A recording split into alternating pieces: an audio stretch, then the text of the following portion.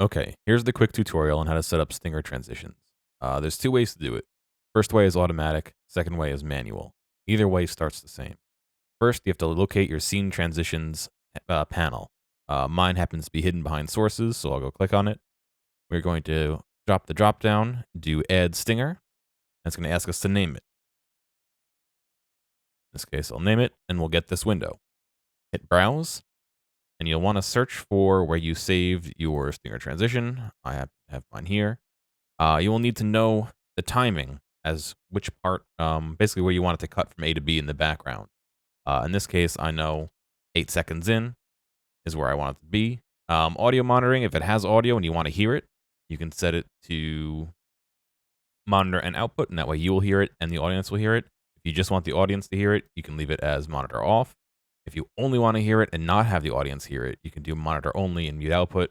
You don't, most likely will be monitor and output if you have audio. Audio fade style, fade out, transition point, then fade in. That's what I like to do. Basically, it crossfades the two sources. And then you can hit preview here.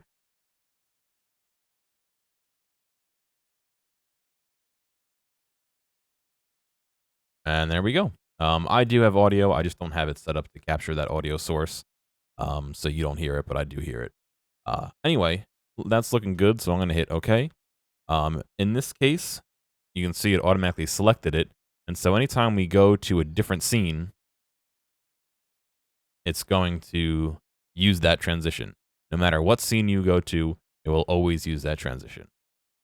This might not be what everybody wants. So what you can do is once this ends, we can select our normal one. In this case, for me, it's fade. And if you go into studio mode, I've left these stacked so you can see the center a bit better instead of it being side by side. If you want to go from one source to another, you can actually manually choose. Add a quick transition to this bar. You can manually choose which one to do. So I can fade between the two, easy enough. Or like in this case where we want to use that transition, I can click on that transition and it will actually use it. You can see this one down here is using that transition. And in the background, we'll cut. And we'll take that in the background. That's the long and short of it.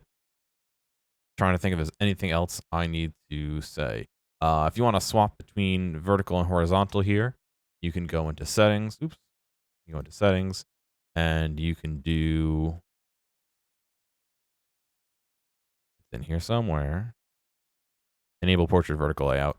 I have mine vertical because I have it on a vertical monitor for most of my stuff on the right, but this is what it would look like if it's horizontal and you have a 1920 by 1080, or in my case, 2K.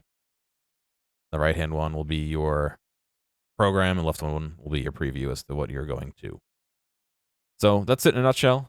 You can access this horizontal view or the vertical view by hitting the studio mode button. If you just leave it off, it'll always just show your program. And that's it. These interaction reminder things get weird, so I know you guys are smart people. You do what you want. I'll catch you later.